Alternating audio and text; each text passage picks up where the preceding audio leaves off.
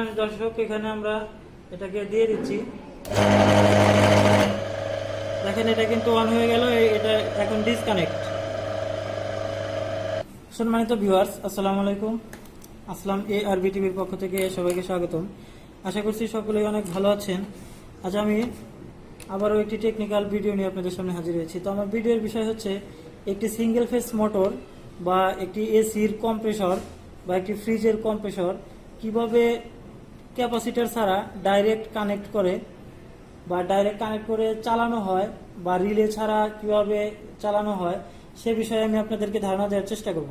তো সম্মানিত দর্শক, এখানে আমরা একটি সিঙ্গেল ফেজ মোটর রেখেছি। তো আমাদের এসির কম্প্রেসর বা ফ্রিজের কম্প্রেসর ডাইরেক্ট চালানো এবং এরকম একটা সিঙ্গেল ফেজ মোটর ডাইরেক্ট চালানো একই কথা, সেম। তো যাই হোক, আমার কাছে এই মুহূর্তে এসির ফ্রিজের কম্প্রেসর নাই, যার কারণে আমি একটি সিঙ্গেল ফেজ মোটর দিয়ে এটা ডাইরেক্ট কানেক্ট করে আমি আপনাদেরকে এটা অন করে দেখাবো। তো অনেক ভাই কমেন্ট করে জানতে চেয়েছেন এবং ইন্ডিয়া থেকেও এক ভাই কমেন্টে জানতে চেয়েছেন যে এরকমভাবে এসির কম্প্রেসর বা এসি মোটর সরাসরি কানেক্ট করা যায় কিনা বা ডাইরেক্ট কানেক্ট করা যায় কিনা সে বিষয়ে।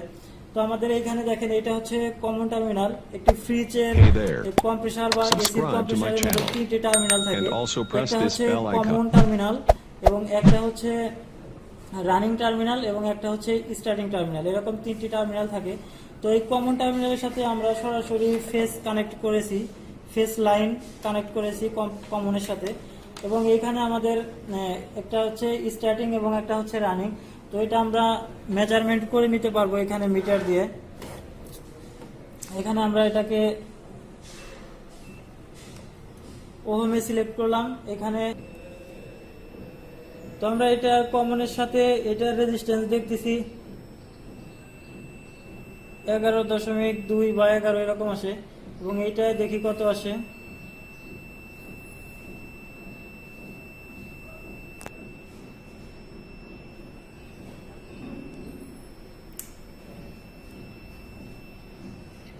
এটা একটু বেশি আছে, অর্থাৎ আমাদের এটা হচ্ছে স্টার্টিং এবং এটা হচ্ছে রানিং।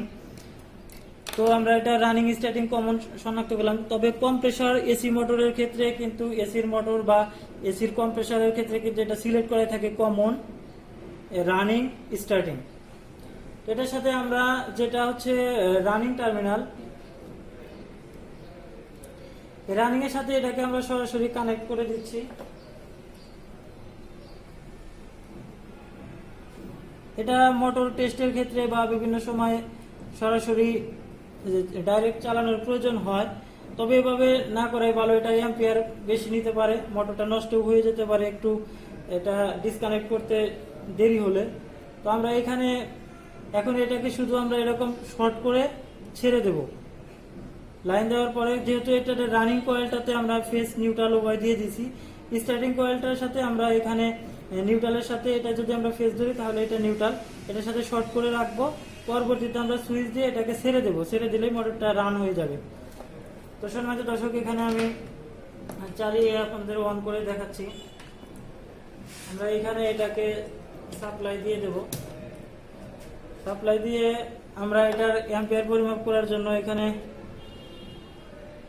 আমরা অ্যাম্পিয়ার ক্লিপ অন মিটারটি রেখে দিচ্ছি, অর্থাৎ অ্যাম্পিয়ার যদি বেশি লিমিট না থাকে কারেন্ট তাহলে এটাকে আমরা অফ করে দেব। তো এটাকে আমরা এমনি নর্মালি ধরে লাইনটা দিয়ে পরে ছেড়ে দেবো। এটাকে আমরা অন করে দিচ্ছি।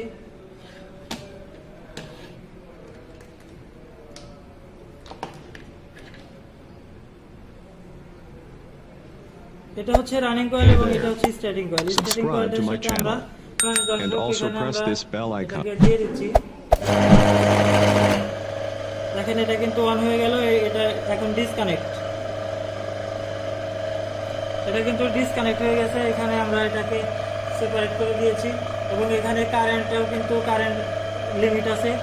কারেন্ট যদি ওভার হতো তাহলে এটাকে আমরা বন্ধ করে দিতাম। এখন এটা রান হয়ে গেল, এটা কিন্তু এখন অনায়াসে চলতে থাকবে, এটা কোনো সমস্যা নাই, এটা চলতে থাকবে এবং কারেন্ট লিমিট আছে, কারেন্টের কোনো সমস্যা নাই।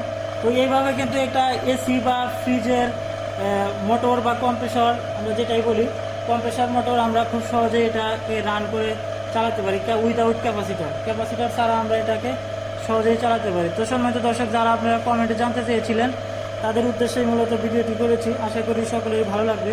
সম্পূর্ণ ভিডিওটি দেখে উপকৃত হলে প্লিজ একটা লাইক দিয়ে